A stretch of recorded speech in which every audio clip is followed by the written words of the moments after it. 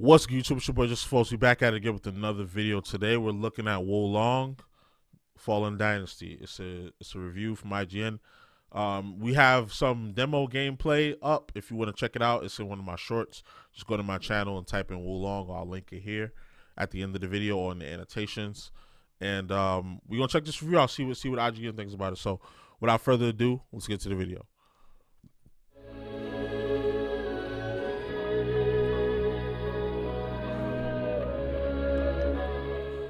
At this point, it's probably fair to say that Team Ninja has a pretty good handle on this whole Souls-like genre thing. Wolong Fallen Dynasty may not reach the same heights as Nioh 2 did back in 2020, but it certainly scratches that same itch of lightning-fast combat, punishing yet rewarding difficulty, and deep build customization options that you can craft and tailor to your own playstyle. And it accomplishes that feat while completely changing up the fundamentals of its combat system to be closer to Sekiro than Dark Souls. By that same token, it also falls victim to the same familiar issues nagging at those other Team Ninja Souls-likes, including subpar storytelling and excessively fiddly loot mechanics. But when you consider... Okay, the loot mechanics, that's a legitimate gripe, but let's be real, who plays these games for the stories? If you could sit there and tell me the plot of Elden Ring, Sekiro, Nioh 2, I'll give you $5. Like, I don't play these kind of games for the story. I could care less. It's for the difficult gameplay. It's for the challenging gameplay. Consider the things that Wolong does better than just about any other game in this genre. That baggage amounts to scratches on an otherwise pristine set of armor.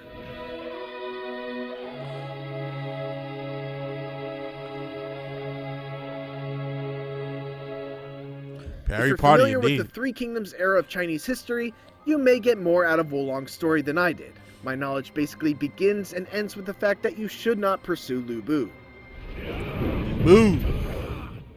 We watched a developer play this, and he was doing really good, but then he just ended up getting wrecked. He couldn't beat him. But even then, I think it won't be a highlight because Team Ninja continues to struggle with telling a memorable story with likable characters.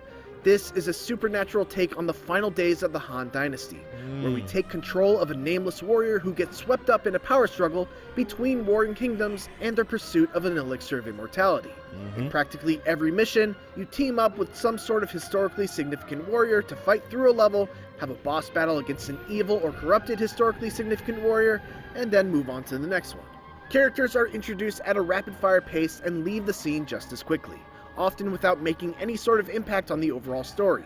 Sometimes they return many hours later, but I'd already forgotten them because they didn't really do anything meaningful. Fortunately, the actual gameplay in between the cutscenes make up the vast majority of what we're here to do, and it's there that Wolong shines the brightest.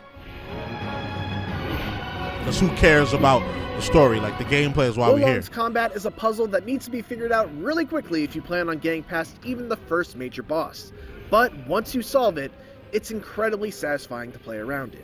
Similar to Sekiro, it's a system that relies on carefully timing deflections so you can preserve your spirit meter while also avoiding damage, especially when enemies also start mixing in powerful, unblockable attacks that have to be parried rather than blocked. Crucially though, you can completely negate damage from regular attacks just by holding down the block button, so long as you have enough spirit built up to avoid having your guard broken. You can even hold down the block button while also attempting to deflect, making it so that even if you're too late on the deflection timing, you'll still block the attack. It's a good thing that Wolong has this leniency built in, because in practically every other regard, it doesn't pull any punches. Enemies will regularly power through your attacks to deal a more powerful blow of their own, they have combos that go on for days, and they do a really good job at varying up the rhythm of their attacks to try and bait you into parrying too early. It rewards a careful eye and punishes falling into a predictable rhythm. Even with all that though, it's not nearly as hard as Nioh 2, for reasons I'll get to later. But it still manages to find... Yeah, Nioh 2 is a motherfucker, man. That game is... Even the first one is pretty hard. Like, it's like ridiculously hard. Like, I think Elden Ring is easier. Maybe even Dark Souls 3. No, Dark Souls 3 was pretty hard. Maybe even Dark Souls like 1 or 2. Like, maybe even the Demon Souls remake was easier than that. a really satisfying balance of being tough, fair, and absolutely exhilarating once you start to pick up on an enemy's attack patterns and find yourself deflecting each hit of an incoming combo. One clever wrinkle is that your spirit meter is also a resource that can be spent on spells, special martial arts abilities, and spirit attacks. It's a nice risk-reward mechanic that lets you put yourself in a potentially more vulnerable position in order to gain some sort of advantage. If you know an enemy has an elemental weakness, for instance, you can exploit that by spending spirit to enchant your weapon with an element to stagger and quickly break them. Martial arts abilities are unique depending on the weapon that you're wielding, and there are many that offer powerful attacks that can either do big single target damage or give you a way to deal with many enemies at once. I feel like these games have like a built-in damage multiplier that you cannot change, because I feel like no matter how strong you get with some of these characters, like with some of these games, no matter how strong you get, the enemy always hits you harder and takes more health away from you. Shit is crazy.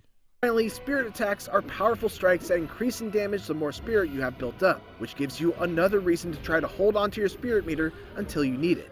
If it's not already clear, there are tons of layers to Wolong's combat, which greatly enhances the already excellent swordplay by laying out a ton of options and ways to vary up my strategy whenever I found myself dying repeatedly to a particular boss. If just straight up attacking didn't work, I could focus more on defense and reduce their spirit by deflecting big attacks. Failing that, I could double down on rushing them down and trying to break their spirit with aggressive attacks and martial arts abilities. Or if I could figure out what they're weak to, I could try using spells. So while Wolong is certainly tough, I never felt like I was ever stuck against a wall with no idea of what else I could try or how to overcome a particular challenge. And we've all been there before. We've definitely all been there before. Where Wolong feels very similar to the previous 3 Team Ninja Souls-likes, in a bad way, is in its loot. More specifically, there's an overabundance of it. I became absolutely inundated with garbage that'd be OD. that I had no use for within just a few hours, and only got worse after that. I'm just not the kind of person who really wants to spend 10 to 15 minutes in a menu trying to decipher whether a minus 2.6 reduction in martial arts spirit is worth sacrificing a 7.2 genuine chi obtention. Those simply aren't interesting decisions. Those are spreadsheet entries and math problems. And it's made worse by not even being able to sort your massive list of weapons by set or by a specific special effect that you're looking for. Now, I am fully aware that there are people who love these games for this level of hyper-specific build optimization. And if that's you, you'll find a lot to appreciate here. You can salvage junk gear to extract their special effects, then slot those special effects into weapons that you want to use, and then you can copy the appearance of any weapon or armor, so you don't have to worry about being forced to use an ugly weapon or armor set because it has great stats. Like the thing with these kind of games is like those features that he's like kind of like complaining about is like for the people that really want to dig into the game and, you know, customize the character and have different builds. Like the average player is probably not gonna worry about that. Like I don't really worry about that. Not too much. Not until after the first playthrough, at least. Fairly exhaustive in its options, but it's also not for those of us who prefer action to menu screens. Fortunately, I found that I didn't have to get too far into the weeds on my first playthrough because I was more than powerful enough just by engaging with loot on a surface level. No major tweaking was necessary to keep me from falling behind the power curve. That's the thing. You don't have to, again, like the customization, like you just said, you don't have to do it. Like if you want to, you can. You can just get by with fighting and leveling up the whatever you have. Like you don't have to get into get that deep into the customization if you don't want to. Leaving the complexity for those who are looking to test their mettle in the multiple iterations of New Game Plus or PvP invasions. One of my favorite new ideas in Wolong is the addition of morale ranks, which is basically a separate progression system that starts at 0 at the beginning of every main mission and goes all the way up to 25. You gain morale simply by defeating enemies, but you'll gain it even faster by killing them using spirit attacks, martial arts abilities, or critical strikes. You will also lose some morale every time you die, up to a certain point determined by your fortitude level, which you can increase by finding various flagpoles throughout each mission. Enemies have morale ranks too, and those with a higher rank than you deal more damage. I love this addition because it gives every level a very natural ramp up in difficulty while Oh, adding and they took that fall damage after the knockback. Hold on. Enemies have morale ranks too, and those with a higher rank than you deal more damage. I love this addition because it gives every level a very natural ramp up. Yeah, I like that. So now I know when you knock an enemy off the ledge, they do take that fall damage. In difficulty, Man, I was while wondering from the adding demo. extra incentive to explore and mop up more bad guys. Each level begins fairly easy. A bunch of low morale rank enemies make up the majority of foes, with a few high ranked monsters sprinkled here and there to give you an occasional challenging fight. By the time you're near the end of the level though, you're regularly going up against rank 20 enemies and bosses that will be really tough to deal with if you haven't been thorough in cleaning out the opposition. Much like Neo, Wolong's campaign is broken up into main missions and side missions, with the main missions taking you through humongous levels, from castles to active battlefields, to jails with Dark Souls-like poison ponds on the ground floor, and the side missions typically having you revisit those settings with some sort of fun twist with regard to the objective and enemy placements. Some of my favorite side missions even have you sparring against your allies in challenging boss battles. One of the really great things that Wolong does is that it allows you to exit out of the mission from a battle flag and save your progress on that main mission.